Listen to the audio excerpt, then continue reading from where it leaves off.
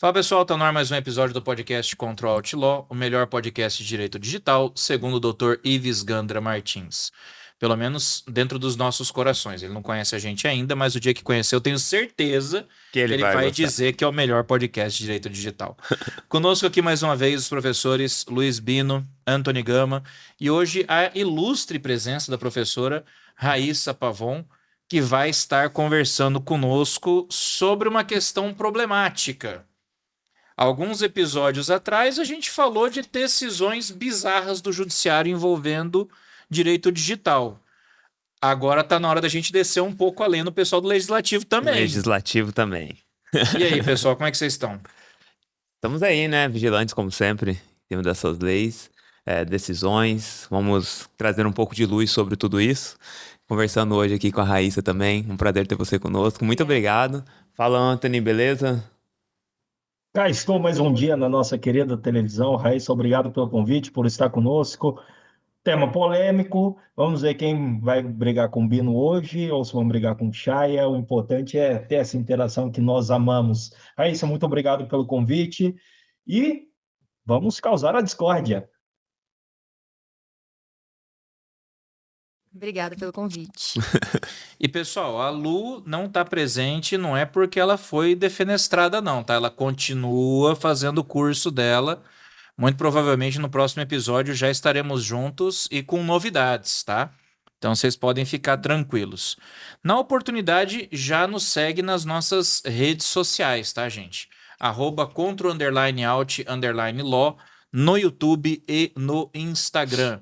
Segue também o perfil dos nossos apresentadores, @oluizbino, @antony.dv, @rafaelchaia.dv e professora Raíssa. Meu é @RaíssaVPavon. Raíssa V. Pavon, todos no Instagram. Esse é um podcast que tem um apoio do pessoal do Park Office Brasil. Tá procurando espaço para poder atender seus clientes, independentemente da sua área de atuação? Quer um espaço de qualidade, equipado, com uma vista privilegiada de Campo Grande? Troca uma ideia lá com a Roberta Rosbach no edifício Evolution, 7º e 15º andar. São várias salas disponíveis para que você possa fazer o melhor atendimento possível para os seus clientes. Park Office Brasil, tá, gente? Fica essa dica, @Park Office Brasil no Instagram para conhecer melhor a estrutura dessa empresa sensacional. Temos apoio também da ANAD, Associação Nacional de Advogados de Direito Digital. Forte abraço aí para os nossos amigos, o Ricardo Castro, Marcelo Fonseca e todo o pessoal da ANAD, que está fazendo agora um trabalho sensacional com a coordenação ali que comenta as mudanças da LGPD e proteção de dados aqui no país. Estão fazendo um serviço sensacional, tá, gente? E é isso aí, pessoal. Vamos dar o start já? Tem projeto de lei pra caramba aqui pra gente dar uma debruçada em cima, hein? A gente não Vocês vai querem falar muito do começar? 26. A gente não vai falar muito do 2630 porque a gente já fez Não, isso é passado. Você não um vai pensar episódio mais. inteiro sobre ele. E se a gente começar a falar dele, o Bino vai espumar aqui, a gente vai ser cancelado, não vai dar certo. Que a gente sabe que aquele projeto de lei lá já é uma bomba. Só que a gente começa a ver os outros projetos de lei que estão aparecendo, eles não são muito melhores, não. Eu quero começar com o que eu acho que é um dos piores, que é o projeto de lei 234 de 2023, que visa criar a Lei Geral de Empoderamento de Dados. Vem cá, Caia, a LGPD já não era o suficiente, não? não, não, calma. Posso não. Permita-me, por favor, inverter pontas aqui. Uma estratégia do futebol brasileiro.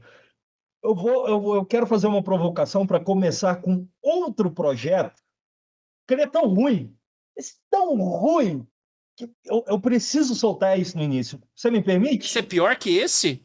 Consegue. Então manda. PL 2331/2022. E ele trata de, deixa eu pegar certinho o nome. Você vê que ele fala que o projeto é ruim e não sabe nem o nome É, do projeto, né? Não, o projeto da de Condecine. taxação de streaming. É que É o não queria, destino. não queria. Eu separei partes aqui porque é bizarro, é bizarro, é bizarro.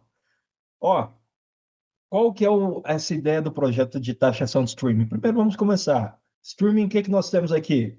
O que faz parte hoje do nosso dia a dia? Um Netflix, uma Amazon, um HBO, etc, etc.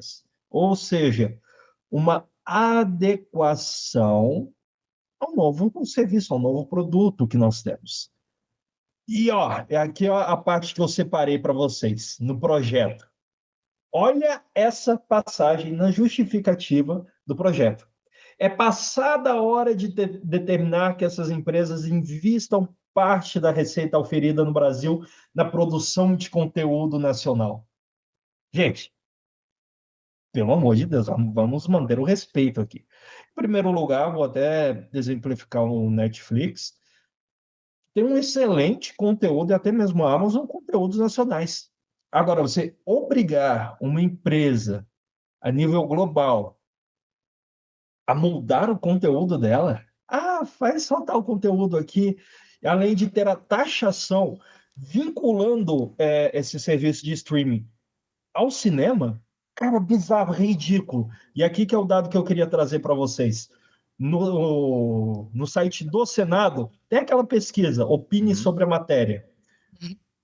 Eu acredito que foram 3.700 e poucos votos, mas olha, quem aprova esse projeto?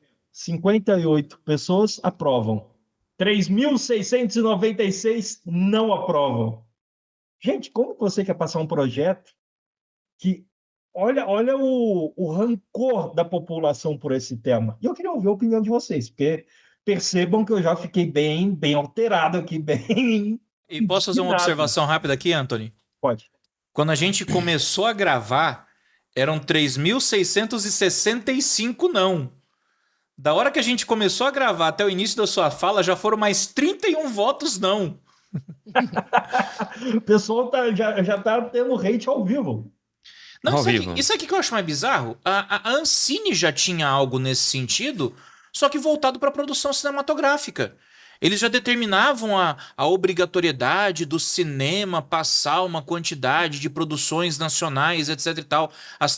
Os canais de televisão tinham que ter uma produção X nacional. E agora estão replicando isso para o streaming. Por quê? Porque o streaming já bateu a TV A TV por aberta, assinatura. TV por assinatura. E aqui, Chaya, mais uma informação. Querem que o recolhimento, né, dos streamings, a contribuição seja para o Condecine, desenvolvimento da indústria cinematográfica nacional, Condecine. Cara, eu vejo isso como algo inquisitivo até, muito... Nossa, não me desce, não me desce. Eu fico nervoso mesmo. É bizarro.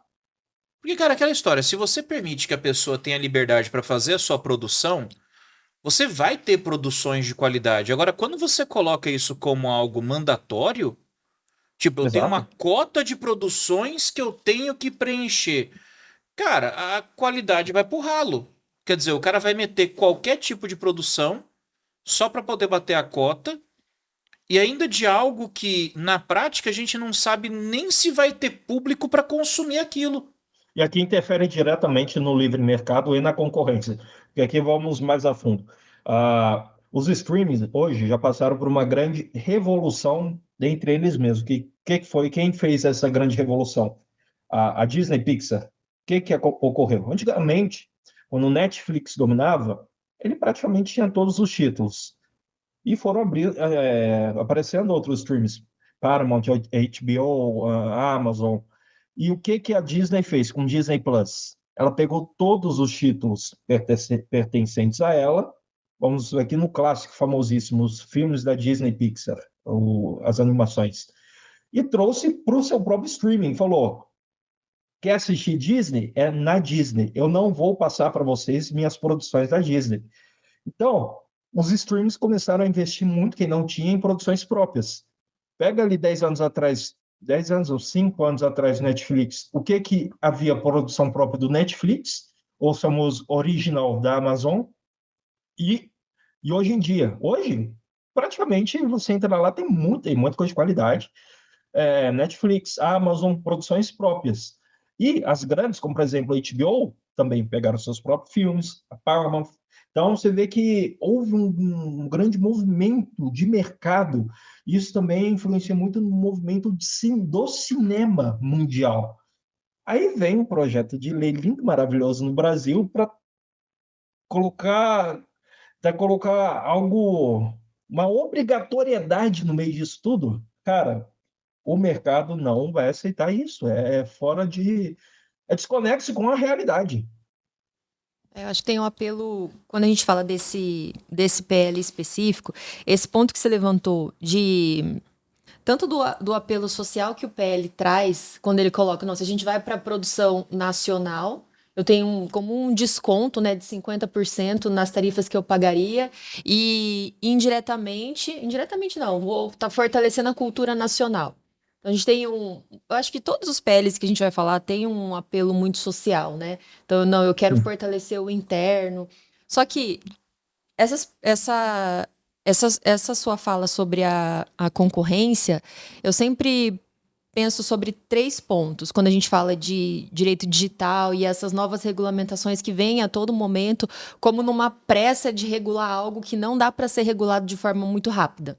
Né? E que precisa ser pensado muito sobre a regulação. Então, sempre gira em três pontos básicos: direito do consumidor, direito da concorrência e direitos da personalidade. Esse específico mexe muito com o direito da concorrência, né? Poxa, então é o que vocês pontuaram. Obviamente, eu vou querer colocar muita coisa nacional na plataforma, mas não porque eu quero fortalecer uma cultura, mas porque eu quero ter desconto no imposto e, enfim. E o quanto isso impacta também o consumidor, né? Será que eu quero ter acesso a aquilo que a plataforma me coloca, né? Enfim, em geral. Então, esses pontos são muito interessantes e precisam ser muito, muito pensados sobre esses projetos de lei, né? Às vezes, quando a gente vê, bom, é só uma questão muito mais política, alguns projetos de lei vão muito para esse lado, de querer aparecer em um determinado momento sobre um determinado tema que está muito em discussão realmente, e que uma hora ou outra vai acabar sendo regulado realmente, em algumas situações não tem saída. Mas pensar sobre só essa perspectiva acaba. É o que a gente fala, fica esses projetos de lei meio que sem pé nem cabeça, que na verdade não regula muita coisa, só traz um ônus muito maior para o consumidor final, que é o que nós estávamos falando aqui no comecinho. Obviamente, vai ficar mais caro, né? Se a empresa está pagando o imposto, eu vou pagar um valor muito mais alto, né? Não, mas o imposto é só para empresa, né? Pro consumidor, não. Não. Cara, se você taxa a empresa, claro que ela vai repassar ao Ela vai consumidor. repassar. Ninguém vai fazer isso de graça. É óbvio, é óbvio. Não Ou ele vai existe sair almoço de daqui. graça. Ninguém Não tem. existe Não almoço de existe. graça. Cara, ou ele vai sair daqui, entendeu? Fala assim, ó, beleza, não é tudo mais lá. Vai fazer isso, ó, vou encher de produto nacional que não tem nenhum tipo O de. Spotify tá saindo do Uruguai. Não tem nenhum tipo de foco, né? Só para Nem de pagar menos. vazão, assim, né? Não... Não vai, de fato, eu vou fazer aqui um apoio ao cinema, à produção nacional. Não vai, entendeu? Esse PL mesmo, eu estudei ele, mas estudei junto com o outro do YouTube, né? Que é o 8889, 2017. E ele, o 8889, tal qual o 2331, ele também dá uma taxa, só que aí ele vai para produção de streamer também para YouTube, né? YouTube e tal, e tanto, o pessoal tá falando até de TikTok também. E só que também, gente, vamos lá. Se você tem hoje, né, e taxa nesse novo governo, vamos falar a verdade, tá todo dia. Todo dia tem uma nova. É Shine, é agora YouTube, é Netflix. Se você gasta muito, você tem que arrecadar de algum lugar. Entendeu?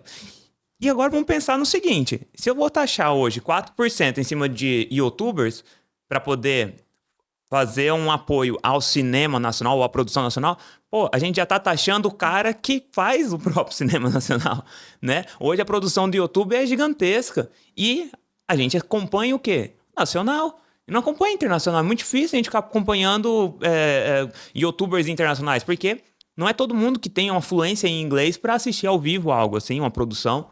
Então a gente vai acompanhar o pessoal Ô, nacional. Bino, quer saber uma realidade aqui até complexa que envolve tudo isso? Envolve até uma questão social, uma questão também de acessibilidade. Muitas vezes o YouTuber, ele paga para trabalhar, porque até você chegar na monetização é um árduo caminho. A monetização não é totalmente transferível para vocês. Depois, você que está nos ouvindo, dá uma pesquisadinha que tem bastante vídeo, até explicação no próprio Google, mas de forma bem simplificada aqui para não tomar muito tempo. A monetização ela vai cortando. Parte fica no YouTube, parte não é convertido totalmente às visualizações. Então, são diversos fatores que se vão colocando, vão se mostrando, que no valor final, o valor do view, vamos assim dizer, que chega para a pessoa é bem pequeno. É porque o que Aí, conta mais é a retenção, não é nem a isso. visualização. Aí você Não pega adianta e o cara ter 1 fala, milhão de visualizações se a retenção for baixa. exato. Aí você pega e fala, não, mas o MrBeast tem dinheiro para queimar uma Lamborghini por episódio. Calma, você está falando ouso dizer, talvez seja o maior youtuber hoje dos Estados Unidos. No Brasil, tem muita gente que vê uma oportunidade de mudar de vida, ou uma oportunidade de mostrar, ampliar seu negócio por meio de YouTube, por meio de plataformas de streaming. E a pessoa, é aquilo que eu falei no início, a pessoa já tem que pagar para trabalhar. Agora, imagina, além dela pagar para trabalhar, já ter toda essa questão de taxas e mais taxas e dificuldades, barreiras, burocracia para ela tentar fazer acontecer, tentar uma vida diferente, tentar globalizar a sua vida. O que seria esse globalizar a sua vida? Você pode ser do interior de uma cidadezinha num estado pequeno do Brasil. Você vai ser conhecido pelo YouTube. Aqui, ó, um exemplo clássico. O Whindersson Nunes não começou no interior do Piauí, hoje o cara Com uma estourou. GoPro. A gente Exatamente. estava falando de musculação antes de começar o episódio. Gente, um brasileiro foi o segundo colocado no Mr. Olímpia, aquele famoso do Arnold Schwarzenegger. Ele chama Ramon Dino. Ele veio do YouTube. O pessoal da musculação, que tinha canais de vídeo, chegaram nele, o menino do Acre. Vocês acham que sem o YouTube aconteceria tudo isso? É uma questão social muito pesada que envolve. Então, um mero apelo de, o cinema nacional precisa de uma parte, porque a grande empresa YouTube retém muito dinheiro. O YouTube Ah, tem e uma outra função coisa. social enorme. Vai você primeiro, Bino, que eu tenho uma coisa que eu quero falar que eu acho que é importante a gente lembrar aqui também. Não, então, porque é o seguinte, se você vai ver lá, vamos taxar a produção no YouTube, Netflix, pra gente poder apoiar o cinema nacional. Quem a gente vai apoiar? Entendeu? Quem que vai ser a produção? Quem vai ser o produtor? Será que vai ser aquele cara que de fato tem um negócio legal, que ele tem uma história legal, ou vai ser o amigo do meu amigo? Entendeu? Amigo do meu pai, que vai lá fazer o negócio. Entendeu? Então, assim, é isso que a gente tem que ficar preocupado. Não se faz, não adianta eu taxar o negócio para eu chegar, falar que vou ajudar alguém, porque é muito bonito falar que vai ajudar. Mas e aí? Quem que eu tô apoiando? Entendeu? Então, assim, essa conta, ela chega. A conta, ela vai chegar, de uma forma ou de outra. Se eu gasto muito, eu tenho que arrecadar mais. Cada dia mais a gente está vendo uma nova lei, uma nova taxa, um novo imposto surgindo. E eu não vejo isso aplicado. Eu vejo isso sendo aplicado aonde? É para pagar mais ministério, para pagar mais cargo público, é para pagar mais gente, mas não, de fato, um cinema nacional tendo um privilégio. Eu não vejo. Bem, a meta é o cancelamento. Quando é que foi a última vez que vocês viram um filme nacional de qualidade? Ué, faz tempo, hein? Cara, o último filme bom nacional que eu assisti foi o Alto da Compadecido, primeiro. Eu gosto muito de Tropa de Elite. Tropa de Elite Tropa é de bom. Elite também. A história do Plano Real também gostei. Cara, o grande problema é que pra cada Eu um não assisti filme esse. brasileiro bom, cara, você tem pelo menos umas 5 porcarias, sendo 3 do Fábio Porchat. Então, Isso aí, assim, para mim, não é nem filme. é dose. Agora, sabe o que... Agora, voltando um pouco aqui, já consegui meu As cancelamento. próprias produções, cara, as próprias produções do Brasil Paralelo são ótimas produções, cara. São Agora, ótimas. olha só. Pelo YouTube, né? E são, O que YouTube, que eu- agora que eles têm um próprio canal de streamer Eles deles. têm, O que me incomoda, por exemplo, na taxação do YouTube? Tem tudo isso que o Bino falou. O YouTube ele é construído a partir da produção de conteúdo do usuário comum. O usuário comum faz o YouTube. O YouTube ele produz lá os seus originais? Produz, mas há muito tempo eles não lançam nada. O YouTube é o que é por conta dos produtores de conteúdo. E aí você vai começar a taxar esses produtores.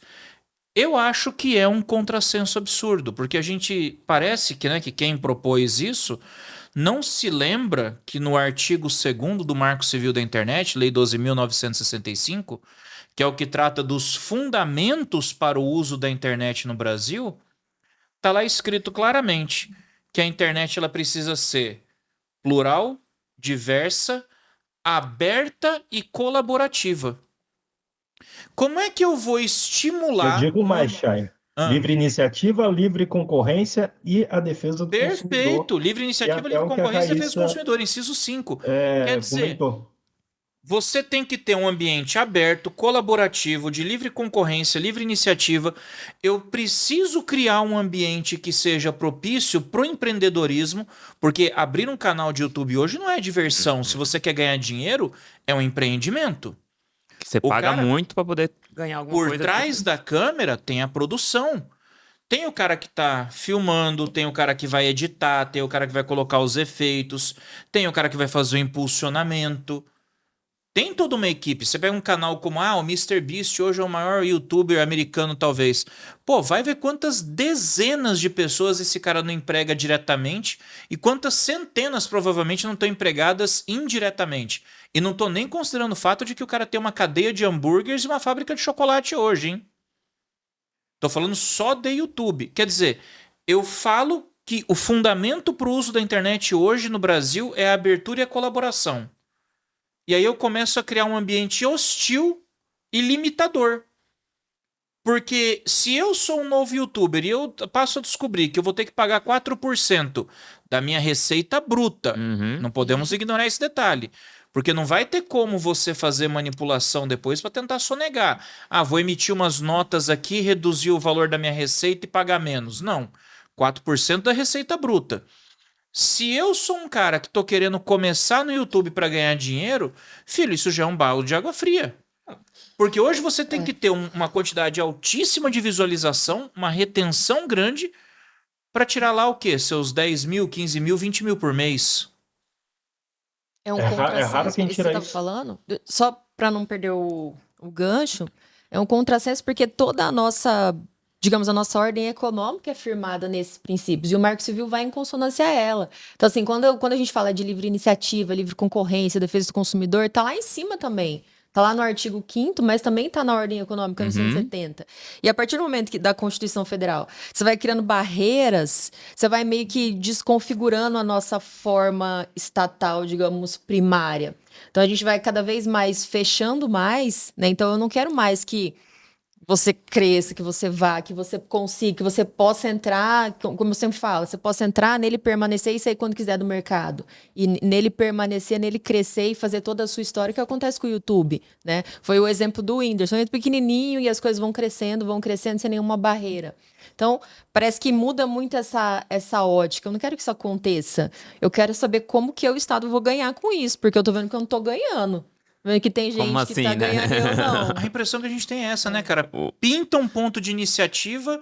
A primeira providência do Estado não é como eu posso fazer para fomentar o desenvolvimento, é como eu vou ganhar dinheiro com isso. Exatamente. O Estado vira. O Estado é aquele sócio que quer te sugar, né? O tempo todo. É impressionante. Você lembra que o pessoal queria taxar energia solar? Não, É. Não, ainda não saiu da ideia. Tá no radar ainda. Tá no radar. E a gente tava falando aqui da monetização de YouTube, e é importante a gente lembrar o seguinte: a monetização do YouTube, ela também não é algo que é certo. Por quê? Porque a gente já viu o ministro do STF tirando monetização, mandando tirar monetização, porque eu não gosto daquele conteúdo. Qual que é o fundamento? Não, esse conteúdo não é legal porque não tá falando bem de mim. Então, esse daí não pode monetizar. Então, o cara foi lá, investiu, fez um estúdio, paga gente pra fazer, paga a produção. E quando ele começa a ter uma monetização, fala, não, você tá aparecendo muito, eu não gosto do que você fala, sua monetização vai sair. Isso aí A partir de uma liberdade decisão. de expressão, né? É. Por quê? Acabou, você não tem a liberdade de expressão, a censura vem escalando. O mundo vai e Complicadíssimo. volta, mas as coisas são as mesmas, né? É. Eu amo dizer isso principalmente em palestras, que todo mundo fala, nossa, precisa de lei específica para a internet, precisa uma regulamentação específica para a internet é tudo novo. Gente, o ser humano é o mesmo desde que ele se entende por ser humano. O único momento que fomos diferentes foi na época dos dinossauros, porque eu não sei que a gente era naquela época. Fora isso, Plankton. Presas. O que a gente era? Fora Café isso. da Tem manhã. várias teorias, né? é sempre A a gente era o mesma brunch. coisa, pessoal. O que eu falo que é a internet? É a praça. A famosa Ágora da Grécia Antiga, onde as pessoas falam, se comunicam, fazem política, amam, se conhecem. O que ocorria na Grécia Antiga? Tinha assassinatos, políticos estavam lá falando, palestrando, filósofos, um não gostava do outro, assassinava, conspiração. A internet hoje tem tudo isso porque é o local onde ocorre toda essa socialização. A internet é a nova praça da sociedade atual, é a ágora da Grécia Antiga. Então não mudou nada na humanidade, só os meios vão se Só os adequando meios, à exatamente. tecnologia. Então, as pessoas na internet falam, aqui eu sou totalmente livre de liberdade de expressão. Temos que ficar sempre atentos, porque o marco civil da internet é maravilhoso, ele é norteador, mas sempre tentam manipular, sempre tentam. Tem a questão de grandes empresas por trás, poderes públicos tentando influenciar. É uma questão muito delicada que envolve tudo isso e não é nada de novo, é o que sempre ocorreu na humanidade. Não tinham soldados do imperador que matavam quem estava muito perigoso ao império? Tem coisa semelhante hoje em dia. E ó, só pra Bino, não falar que a gente você toma é... cuidado, hein? E só pra não falar que a gente é tem. adepto da teoria da crítica absoluta, cara, a gente também tem que pensar o seguinte. Tá ok, isso aqui não funciona, mas eu ainda quero fomentar o cinema nacional. O que eu posso fazer então? Cara, por que eu preciso cobrar mais imposto? Se a gente já tem uma das maiores cargas tributárias do mundo, por que eu não posso trabalhar um projeto de lei, por exemplo, para trazer facilidades, um sistema tributário diferenciado, uma linha de crédito específica? Por que eu não posso trabalhar com alguma vantagem para quem trabalha com audiovisual? Financiamento privado, ó, você vai fazer financiamento privado? Não tem a Lei Rouanet para isso? A gente já tem a Lei Rouanet para Câmeras que não isso. custem Vamos fazer 40 o mil seguinte, uma reais por empresa importação. privada... Não tem Lei Rouanet para isso. Ó, você faz investimento privado numa obra cinematográfica, você vai ter isso dedutível do seu imposto, você vai estar fomentando o cinema, pronto, você já vai estar promovendo a cultura. Nós já temos ferramentas que permitem a promoção de eventos culturais. Show, peça de teatro, cinema, curta-metragem. Precisa realmente criar mais um órgão, precisa realmente criar mais uma fonte de taxação, precisa criar mais uma tributação específica, cara? A pergunta é, precisa? Ou será que não é a gente que está gastando mal o que está arrecadando? Porque o Brasil hoje já tem o imposto por valor agregado, o IVA, o maior do mundo, 70%. A gente já paga tributo pra caramba. Cara, precisa de mais imposto? Bota Fica uma aí o justificativa. É comentário como se para o você nosso fala assim, ouvinte. você coloca justificativa, é carta branca pra você aumentar imposto. É. Aí não dá, pô.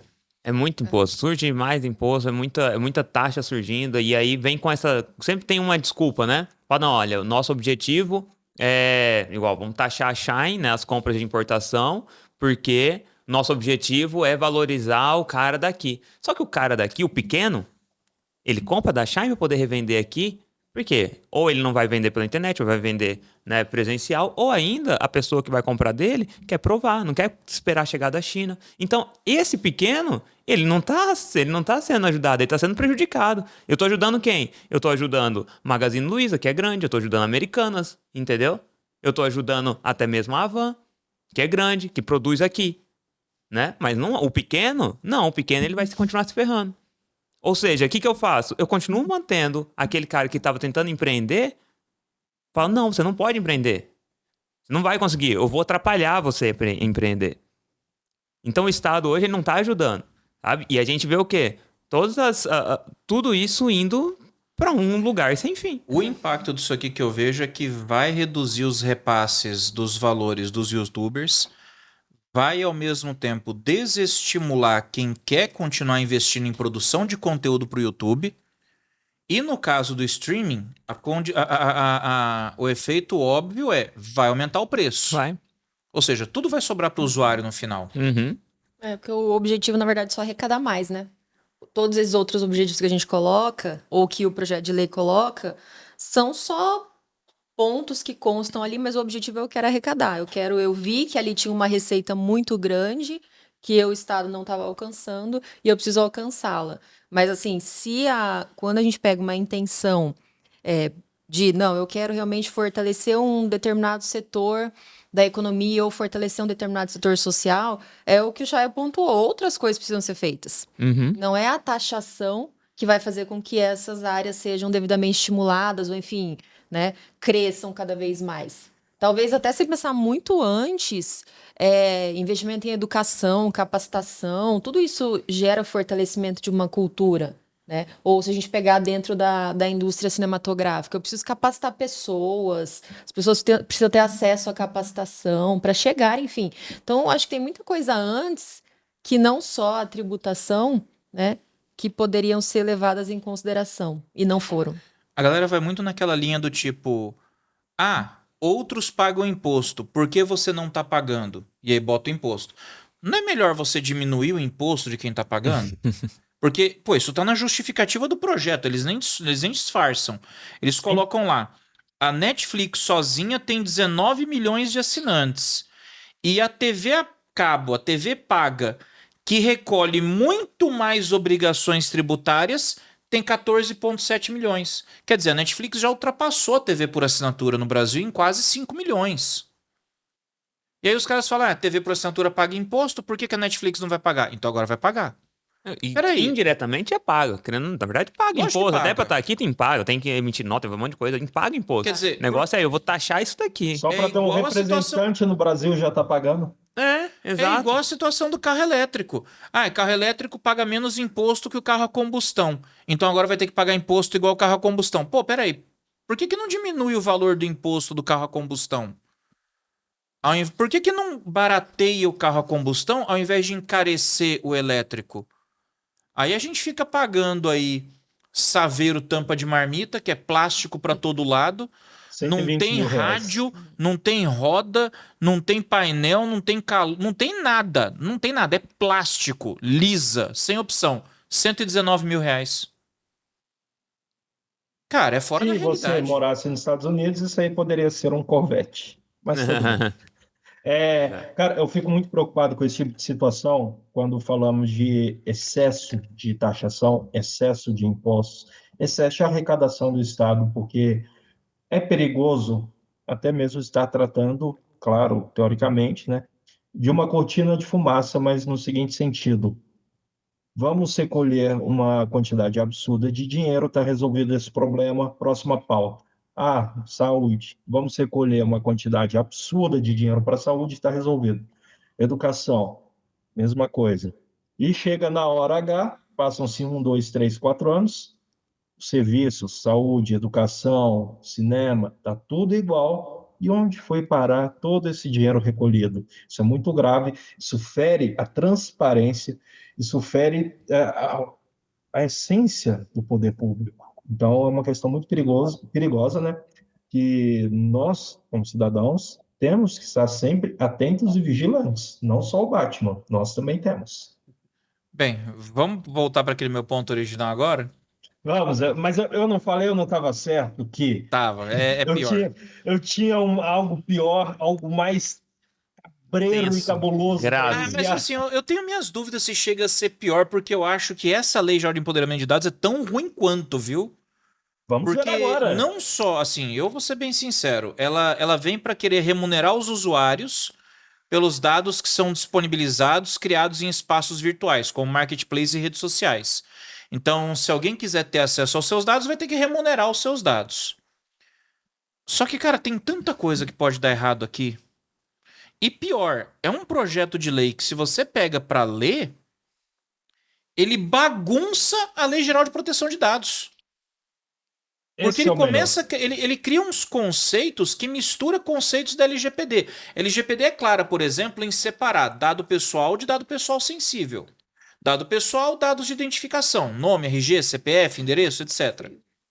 Dado sensível, dados que não podem ser organizados normalmente, são dados íntimos, são dados, por exemplo, biométricos, dados de saúde, alinhamento Opção político, religiosa. filosófico, partidário, sindical, etc.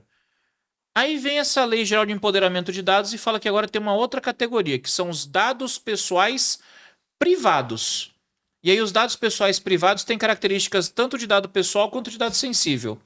Mistura os dois. Um híbrido. É um híbrido. Então, assim, cara, faz uma bagunça no meio de campo. E o que me preocupa é que ele faz o seguinte: ele quer criar uma política de monetização de dados. Ou seja, ele fala assim: eu quero empoderar o titular. O titular vai poder vender os seus dados a partir de agora. Meu amigo, a gente não tem cultura de segurança na internet. A gente não tem cultura de proteção de dados na internet. As pessoas ainda clicam em qualquer link, fazem download ilegal. Empréstimo, faz. Cara, o pessoal usa a internet. Transferência. Nós não temos uma cultura de segurança na web. E a Anatel publicou um estudo que diz que 76% dos brasileiros não tem conhecimento básico para usar a internet de forma segura. E você quer confiar nessas pessoas para elas decidirem se elas vão comercializar seus dados ou não. Cara, empresa vai comprar dado da galera por qualquer vintão. E tem gente que vai vender por qualquer vintão. Exato. Chay, o princípio básico da descentralização invertido usado pelo Estado. Pois é. Boa. O Brasil Ótimo. não é para amadores. Você arrematou a questão, é isso, Não cara. tem descentralização. Vamos fazer o seguinte. E se eu centralizo Estado- todos os seus dados aqui? Centralização do Estado ajudou a descentralizar para centralizar. Caramba! Ah, e lógico, né? Você vê como tudo é cíclico. Roda, roda, roda e cai na tributação. As empresas que Mas coletam isso- dados vão ter que recolher 10% de tributo em cima dos dados comercializados. É muito dinheiro, cara. Isso E é. é engraçado assim, a gente vê essas tributações, né? Igual 10%, 4% de YouTube. E aí eu lembro o seguinte: a Lei Geral de Proteção de Dados tem como sanção pro cara que descumpre a lei 2% do seu faturamento bruto. E a gente tava falando de 4% do cara que produz. Ele não fez nada de errado, ele só tava produzindo. Entendeu? Então, assim, é sempre isso. É sempre mais uma taxa, é sempre mais uma cobrança. Vamos colocar agora, o cara vai vender, vai comprar o dado, sei lá, essa lei é tão absurda assim que você não consegue entender. Eu juro que eu li a lei, li a notícia e eu não consigo entender qual é o fundamento, qual que é o objetivo. Porque hoje, querendo ou não, se a gente for pensar na própria descentralização, é isso, é o usuário definir, né? Vamos pegar lá o Open Banking e tal, tudo que surgiu até hoje. É o usuário definir aonde que os dados dele vão, entendeu? Hoje a gente está tendo um cara que pode vender as suas informações, entendeu? Vão vender as minhas informações para a empresa fazer o que ela quiser e a empresa, além de comprar, ainda vai ter que pagar uma taxa para o governo, que o governo, então, ele vai ganhar sempre, em todo momento. Não, fora que você falou do conceito de dados, mas esse projeto de lei, ele desconfigura algo que é muito importante a gente pontuar. A gente tem hoje os nossos dados pessoais, eles não têm natureza de direito real transacionável. Né? E você acaba trazendo, quando você pega esse PL de empoderamento, para o direito patrimonial, como patrimônio, vender uma coisa. Né? E, inclusive, a gente teve um grande avanço com a LGPD e um tempo depois da LGPD, quando o direito à proteção de dados foi alçado lá a nível constitucional. E agora você pega um PL que joga tudo no liquidificador e mistura para fazer uma coisa completamente nova. E você quer ver o nível da bagunça? Acompanhando exatamente isso que você falou? Tanto vai transformar os dados em um ativo patrimonial que, segundo a Lei Geral de Empoderamento de Dados, o titular de dados passa a ser pessoa física ou jurídica. Isso daí é um grande problema, porque, por exemplo, hoje... Desvirtuou tudo. Desvirtuou tudo. Você pensa o seguinte, hoje a Lei Geral de Proteção de Dados, ela se aplica ao dado pessoal de pessoa natural, certo? Ou seja, pessoa física. Exatamente. Tanto que a Lei Geral de Proteção de Dados, ela só trata da empresa quando ela está falando de segredo comercial. E por quê? Porque hoje, se você digita lá o nome da empresa, CNPJ na frente, vai sair o CNPJ. E você tem que ter isso. É necessário para a própria segurança do consumidor. Então, pessoal, é interessante essa questão que o Bino coloca, justamente em tudo que tratamos principalmente de e-commerce, que tem que ter essas informações do CNPJ, Então, vai muito contra o que nós já temos de normas. Porque uma empresa hoje você tem que estar identificada. E falando mais uma vez, aqui vou até um pouco na história da LGPD. Lei Geral de Proteção de Dados teve inspiração na Lei Geral de Proteção de Dados europeia. E qual era o maior inimigo, a maior dor deles que eles tinham que fez gerar essas duas leis que foram marcos jurídicos, vamos assim colocar? É o seguinte: o vazamento barra venda de dados pessoais para grandes empresas. Caso clássico, Cambridge Analytica e Facebook. Então, o que queriam evitar? Que quando você jogasse um joguinho no Facebook, quando você colocasse seu CPF para ter um desconto, isso parasse de acontecer de forma obscura. Você tem que Viva também, saber. né? Claro, claro. Você tem que saber onde os seus dados estão sendo utilizados. Para que você está dando seu dado? Ah, estou dando o meu dado pessoal aqui para fazer o cadastro, Receita Federal exige, um exemplo apenas. Não, estou coletando seu dado aqui para fazer uma propaganda de marketing. Tudo bem? Se você falar tudo bem, mas você tem que saber o que está acontecendo. Compreende? Então, esse é o grande ponto. Aí chega dado o momento, que até a questão que eu brinquei, de centralização e descentralização, vamos na Web 3.0 de forma muito rápida. O que é descentralização? Quando o usuário é responsável por ele mesmo. Hoje, a responsabilidade é da empresa. Exemplo clássico, básico, fácil aqui. Facebook teve vazamento de dados do usuário, ele responde pelo vazamento do seu dado. Num cenário totalmente descentralizado, você não estará vinculado a um grande poder, seja estatal, seja privado. Então, por exemplo, seja o governo do Brasil, por exemplo, seja o Facebook. Teve um grande vazamento do seu dado, responsabilidade sua, culpa sua.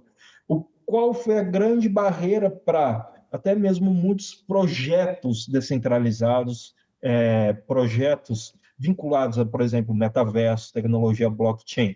As pessoas, o homem médio, ainda não estava preparado para a responsabilidade enorme que é ser o centro dos seus dados pessoais, ser o centro da responsabilidade.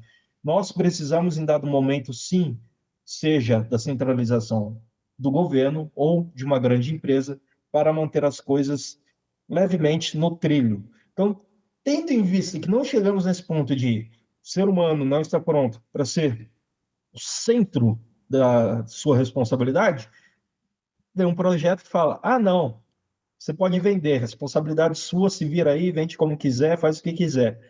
Volta lá no início da Lei Geral de Proteção de Dados Europeia, o mesmo problema. Me passa seus dados pessoais por um descontinho aqui de R$ 5. Opa, claro, pega aqui meu CPF. Essa é a E meu história. CPF valeu R$ 5. Não, com certeza. Tem uma. Acho que o Chay até pontuou, tem uma grande dificuldade de. Até com a própria LGPD, do aculturamento da cultura de proteção de dados. Uhum. Se você perguntar para grande parte da população, talvez, se você sair perguntando o que é um dado pessoal, o que é o seu dado pessoal, as pessoas até hoje não vão saber muito, né? A gente fala ainda de um contexto, por exemplo, dentro do nosso contexto, isso é muito simples, muito claro, muito óbvio até, a partir de um determinado momento. Mas conforme você vai, digamos assim, alcançando outros atores do corpo social, fica claro que não é algo simples. E aí surge junto com isso, a gente pode colocar junto com isso uma questão muito de desigualdade social mesmo, né? Poxa, eu tenho um dado pessoal, ele é meu. É isso que você falou, eu centralizei. Quando eu não estou preparado para isso, né? Pô, eu tenho um dado pessoal que vale dinheiro, eu preciso de dinheiro. Eu vou conseguir dinheiro dessa forma, então, né?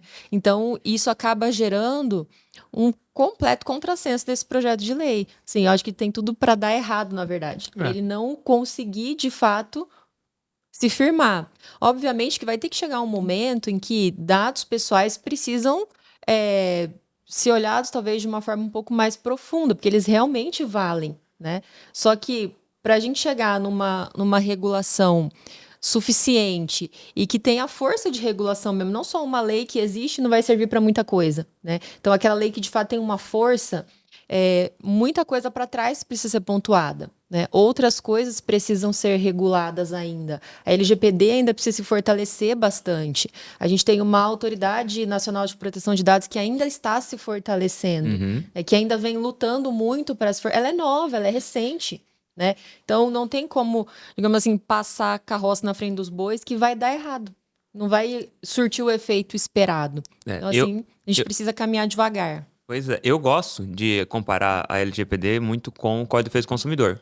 E o Código de Defesa do Consumidor é lá dos anos 90, né? Acho que 90, 91. E hoje, né, mais de 30 anos depois, é que as pessoas ainda têm um pouco de... conseguiram, né, ter um pouco mais de consciência sobre seus direitos enquanto consumidores, mas nem todo mundo tem isso esclarecido. Agora a gente está com uma Lei Geral de Proteção de Dados que é de 2018, tem aí cerca de 5 anos, mais ou menos, né? As pessoas ainda têm dificuldade. As pessoas ainda não têm clareza, ela não tem autonomia ainda sobre os seus direitos com os seus dados. E agora eu vou vender esses meus dados, vou pensar em vender esses meus dados. Então, assim, eu acredito, concordo totalmente com a Raíssa. Eu acho que tem tudo para dar errado. Muitos ainda não conhecem nem o caminho do dado pessoal.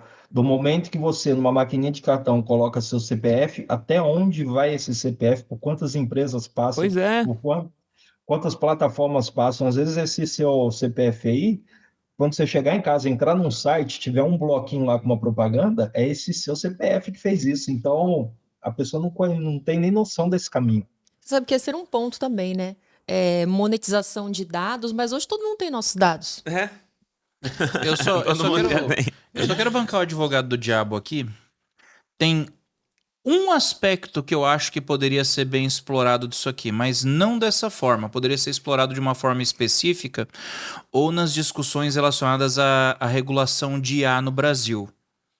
Quando a gente discutiu a questão da inteligência artificial, eu lembro que eu até trouxe essa sugestão, tá no episódio lá atrás, que havia aquela polêmica muito grande de modelos de inteligência artificial generativa, especialmente os de geração de imagem, estarem usando artes sem autorização dos artistas. Ele estava pegando as imagens ali num DeviantArt da vida, estava alimentando a base de dados da inteligência artificial, e aí os próprios artistas começaram a querer boicotar a inteligência artificial. Por quê? Porque começaram a descobrir que as obras deles estavam sendo usadas sem nenhum pagamento para alimentar a base de dados da inteligência artificial. E aí eu falei, poxa, seria interessante, e vou reiterar agora isso, se de repente eu pudesse criar um sistema para que os artistas pudessem licenciar a sua obra para serem utilizadas em bases de dados de inteligência artificial. Nesse ponto, talvez fique interessante, mas eu não trataria dessa forma, fazendo essa bagunça que essa lei aqui fez. Eu discutiria de uma forma mais compartimentabilizada, mais focada, e mesmo assim dentro da regulação de inteligência artificial. Eu faria isso como um capítulo dentro da regulação de IA. Não uma lei dessa forma aqui, que também, na minha opinião, tem tudo para dar errado. Vai mais atrapalhar o meio de campo do que resolver algum problema. Como um direito autoral? Isso. No campo do direito autoral. No campo do direito autoral. Não no campo do direito aos dados, mas no campo do direito autoral. Sim. Meio de campo atrapalhado já basta o Corinthians e a seleção brasileira. Mesmo. Acho que no campo do direito autoral também já tem uma discussão bem, bem forte quando a gente trata de inteligência artificial. E toda... Vamos colocar como a classe artística, né? Que eu acho que foi a mais afetada nesse ponto. Então, a gente já teve bastante movimento da indústria do cinema norte-americana, que todas aquelas questões de eu quero ou não quero que use que a inteligência artificial reproduza a minha imagem.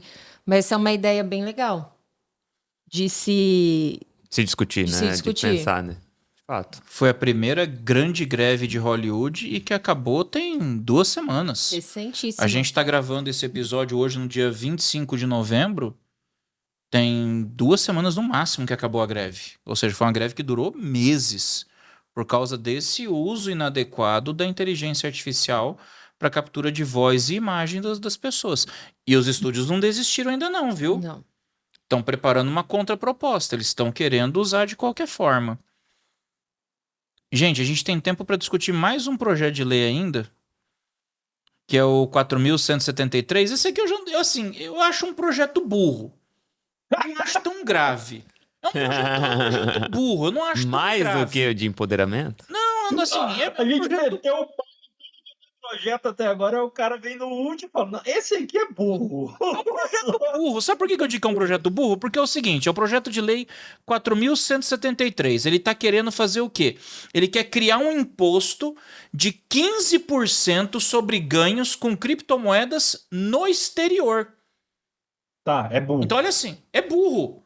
Porque assim, a gente tem a lei 14.478, o marco legal dos ativos virtuais. Foi aprovado em dezembro de 2022. Ele já definiu ali E agora esse ano... deveria se chamar Marco das Exchanges, mas tudo bem. Pois é, esse aqui é o ponto. Deveria se chamar Marco das Exchanges, por quê? Porque já foi definido ali o órgão regulador, vai ser o Banco Central realmente. Ele regula praticamente a atuação das exchanges, das corretoras no Brasil.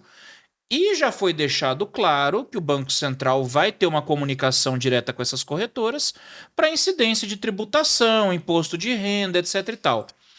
E aí, na época que a gente analisou a 14.478, uma das coisas que a gente falou foi, bem, tá cobrindo só 25% do mercado. Porque corretora estrangeira não se aplica, soft wallet não se aplica, hard wallet não se aplica. 3/4 do mercado de cripto está fora do escopo da lei. Aí o pessoal descobriu agora o seguinte, não, mas a galera consegue deixar a moeda fora do Brasil.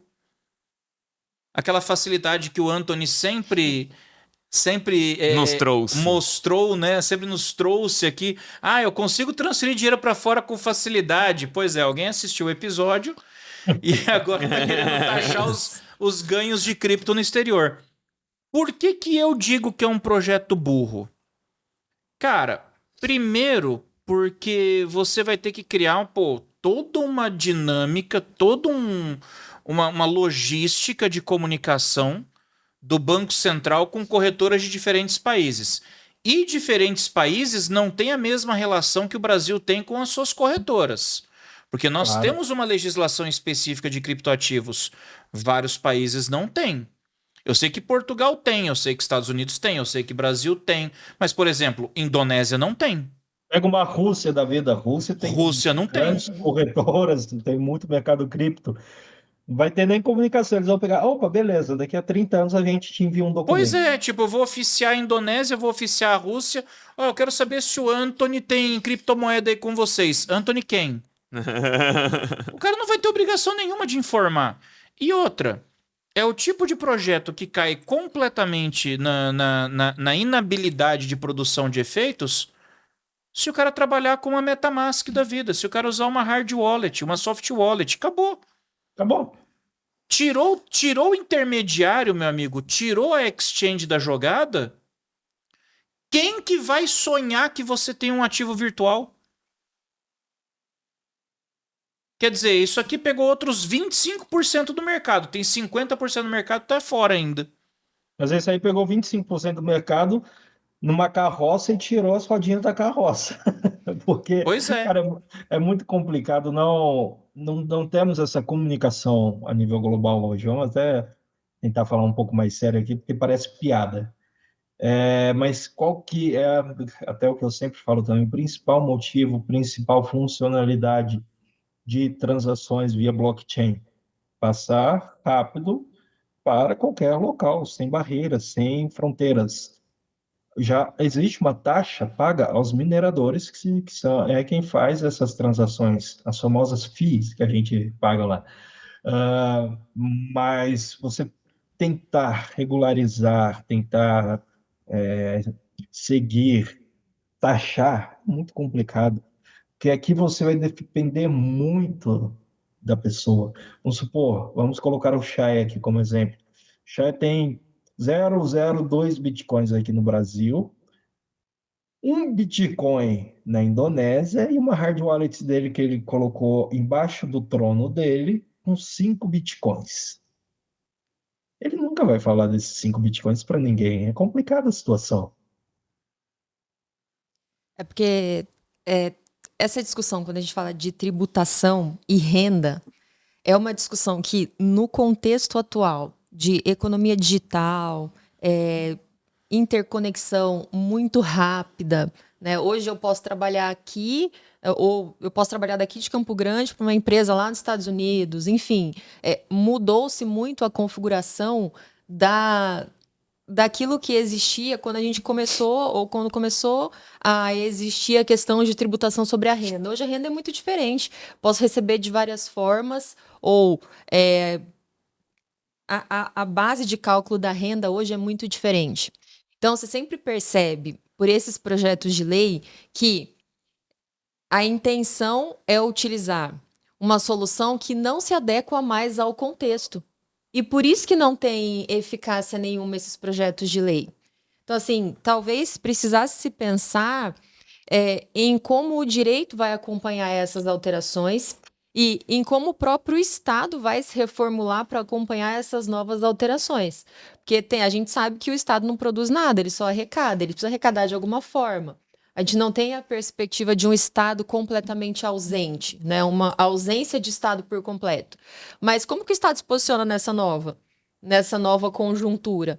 Fazendo esses projetos de lei que a gente já falou aqui que não dá certo, digamos assim, não alcança todo o objetivo que queria se alcançar quanto da elaboração desse... Tipo assim, a intenção é boa, talvez, mas o resultado não vai ser alcançado. São leis Carolina Dickmann, não tem aplicação. Essa lei, a gente tá falando de cripto, mas ela vai além, né? A intenção mesmo da lei é tentar pegar o cara que tem bastante ativo, né? O super rico que eles falam, ou as offshores também. Então, a cripto, ela é uma parcela disso.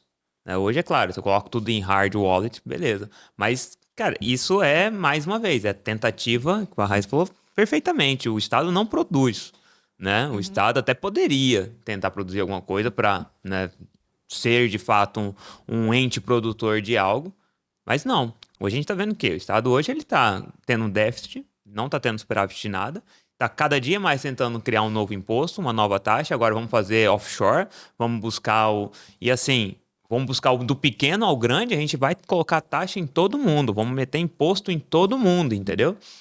E a gente vê tudo isso acontecendo e eu não vejo uma reação. Isso daí é uma das coisas que mais me preocupa. Eu não vejo reação, porque o mercado, grande parcela do mercado, essa turma que falava assim, não, porque eu sou liberal, mas eu não gosto do jeito que o Bolsonaro fala, né? Eu vou ter que falar bem claramente aqui, porque a gente tem que colocar na conta deles. Querendo ou não, essa turma aí, hoje, vai ter que pagar. Entendeu? Pagar pra quem? Pra um Estado que não tá produzindo nada, que só tá querendo entrar no seu bolso. Entendeu? E essa lei aqui, para que fique claro, ela está em regime de urgência. Tramitação em urgência. E Tá? você quer ver uma omissão dessa lei que eu acho bem grave? Quem levantou essa lebre aí foi a Dayana Udry, coordenadora do curso de pós-graduação de Direito de Criptoativos e Blockchain lá da Escola Superior da Magistratura Federal do Paraná. Amigona nossa. Abração para Dayana se estiver ouvindo a gente. Ela levantou uma lebre que eu achei super interessante. O projeto de lei ele fala o tempo inteiro da tributação de ativos virtuais. Mas em nenhum momento, é a segunda legislação infraconstitucional que a gente está aprovando que não diferencia os ativos virtuais. Não diferencia. Não porque fala, não sabe o que é. Não fala o que é. É token de utilidade? É criptomoeda? Ô, Chay, será que nossas não pratas do Destiny, pratas do Destiny são ativos virtuais? Podem ser. Pois é, quer dizer, o dinheiro digital de uma microtransação de um game, que foi um dos últimos temas que a gente discutiu. O dado que a gente estava vendendo na lei de empoderamento de dados vai ser um ativo virtual? Pois é, porque se a gente segue a tese da Raíssa e fala que os nossos dados passam a assumir valor patrimonial, os nossos dados então são ativo virtual também. Quer dizer, a gente vende, mas vai ser taxado com base nisso também. Aí cara, que a gente vê que o buraco é mais embaixo. Cara, isso é uma coisa que eu critico pra burro, cara, em várias leis há muito tempo. Uma lei para ser eficaz precisa de bases conceituais. A lei tem que trazer, ativo virtual é isso. Para fins dessa lei, ativo virtual é isso, cripto é isso, blockchain é isso. Tem que trazer os conceitos. Porque se você não traz o conceito, fica completamente amplo. Fica uma coisa completamente ao alvedrio do próprio julgador.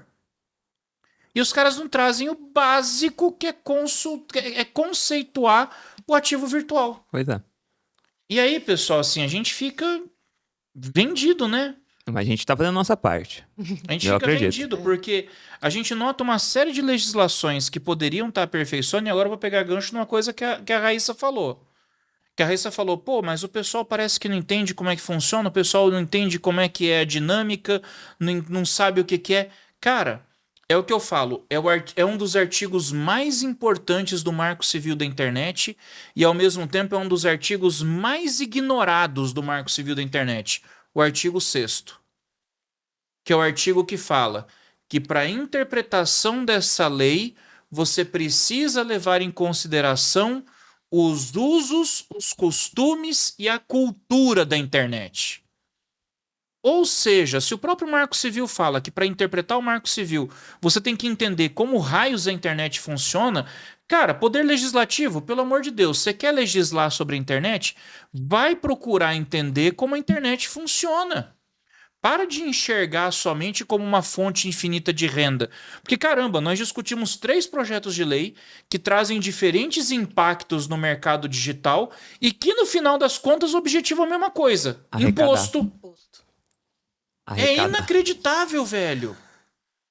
Você tem um troço que vai atrapalhar o streaming, você tem um troço que vai atrapalhar a produção de conteúdo, você tem um troço que vai atrapalhar investimento em ativos virtuais, você tem um troço que vai atrapalhar o uso da internet como a gente conhece, e no final o objetivo é mesmo arrecadação. É uma coisa assim, inacreditável. É inacreditável. E a gente não vê audiência pública para discutir essas coisas. Não tem interesse. O negócio é, vamos... Eu não vi um produtor de conteúdo ser chamado para discutir, por exemplo, projeto de lei que quer taxar em 4% as operações que eles realizam. Pois é. Não, e assim, quando chama o seu amigo, né? Pra falar bem, porque aí, se a gente vai taxar essa turma que hoje tá produzindo 4%, eu vou pegar esse valor aqui e vou passar pra quem produzir? Mas você sabe quem que muitas vezes se beneficia diretamente de um projeto de taxação de conteúdo como esse? Canal de mídia tradicional. Também. Porque para cada notícia compartilhada numa rede social, a rede social vai ficar responsável por monetizar esse compartilhamento da informação que foi feito. Aí vai acontecer o que aconteceu no Canadá, que a gente já contou aqui. Que o Meta simplesmente bloqueou o compartilhamento de notícia. O que aconteceu? Você restringiu o acesso do público à informação. Pô, Exato. cadê a internet aberta, Plural. colaborativa, plural, participativa? Tá indo pro ralo. É complicado, cara. Eu me incomodo com essas coisas. A gente segue uma lógica muito coletivista, eu acho, com esses projetos de lei. De assim, um tem um interesse que é claramente econômico. Esses projetos de lei, interesse claramente. Eu quero taxar. Uhum. Não sei o que eu tô fazendo, mas eu tô taxando porque eu tô vendo que tá ganhando dinheiro, eu preciso taxar. Isso que você tá crescendo cada vez mais. Aí a outra perspectiva é projetos de leis que não conversam com a realidade do corpo social, cultural, quanto que é o que o Chaya falou, de costumes, princípios, não conversam. E muito mais projetos de lei que não conversam entre si e não conversam com leis que já existem. Que aí foi a questão conceitual que vocês trouxeram. Então, eu pego um projeto de lei, por exemplo, que nós estávamos falando da monetização de dados.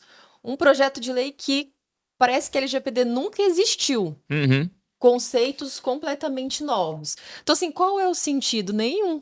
Agora, se fosse um projeto de lei que conversasse com outras legislações que já existem, talvez fosse mais interessante. E aí, o mais interessante ainda é a gente pensar que a definição de conceitos em legislação é muito importante, mas também é importante a observação desses conceitos depois. O que vem depois, regulando aquilo que não foi regulado, precisa seguir aquilo que já está. Né? Ou aquilo que já está precisa ser alterado, eu não preciso de algo novo. Né? Porque senão a gente fica com um monte de lei, né? um estado completamente inchado, mas que acaba não regulando nada, acaba só travando.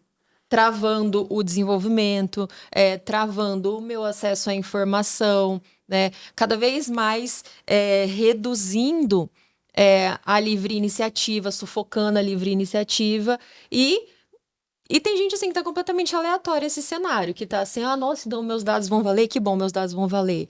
Não, vou pagar muito mais nos Steam, puxa, que pena. Só essa perspectiva, sem levar em consideração todos esses pontos que rodeiam e que são importantes da gente discutir, né? Por isso quando você fala, não, a gente não tá parado não, realmente, a gente não tá parado não. É um longo caminho que precisa ser percorrido, porque o cenário vai se ficando cada vez mais esquisito, sabe? Mais estranho. Aí, sim, você disse muito bem, interesse realmente coletivo, mas só que interesse de nos coletivamente. Pois é. Eu vou pedir para a produção botar um pi aí na Só- frase do Anthony, Só pra gente pra finalizar, gente poder manter ali no PG 13 ali, sabe? a gente fala bastante de taxação em cima dessas leis aqui, mas nada me tira da cabeça, tá? Isso é uma questão de cunho pessoal até, mas nada me tira da cabeça que o pano de fundo principal de tudo isso é censura. Nada me Controle tira, informacional em Claro. larga escala. nada me tira da cabeça que o pano de fundo de tudo isso é a censura.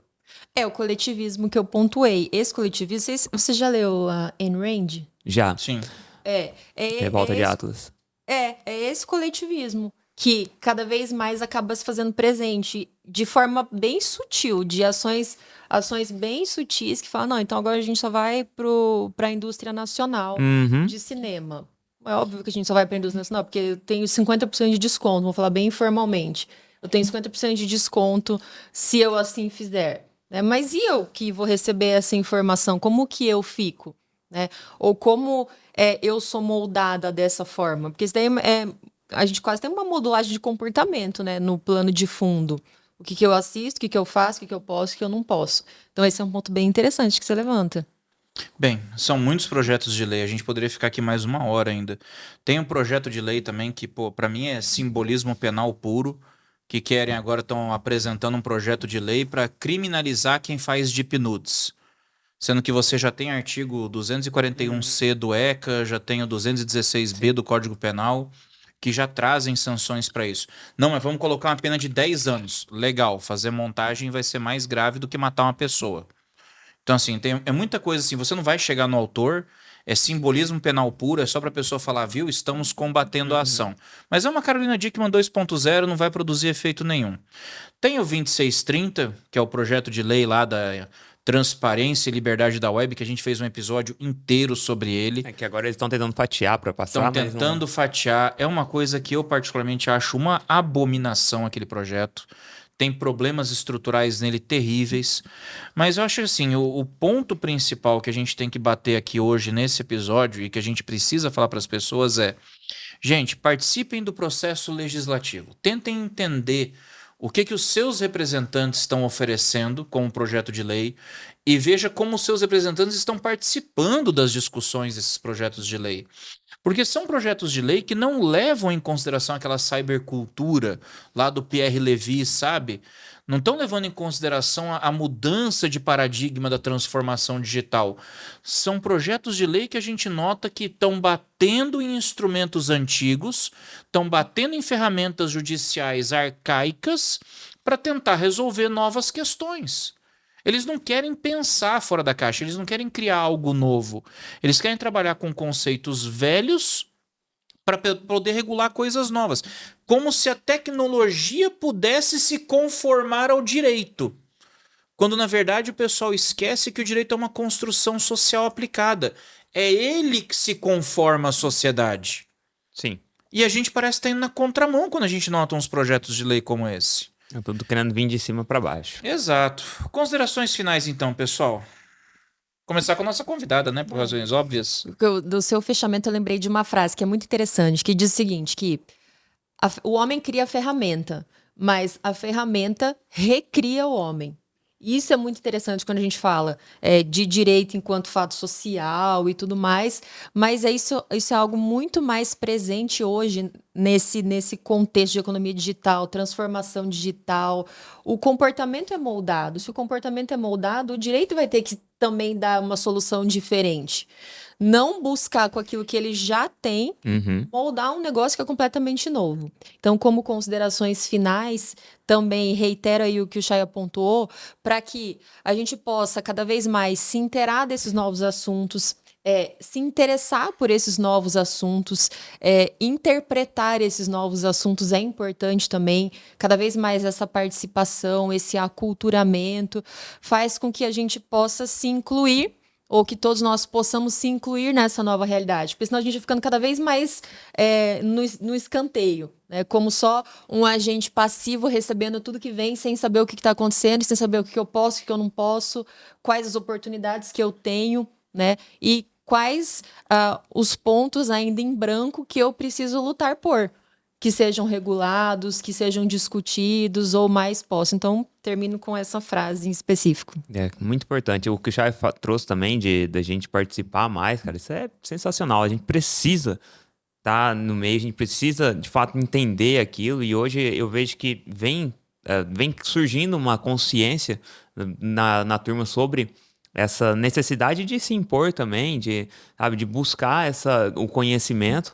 E é muito importante a gente estar aqui no meio, e esse trabalho que a gente faz aqui de trazer luz e de poder discutir isso, de criticar quando é necessário criticar. E claro, a gente não é contra nenhum tipo de lei ou de regulação, não é isso. O negócio é a forma que ela é feita e qual o objetivo dela, né? Então é importante isso, e espero que vocês continuem gostando da gente aqui.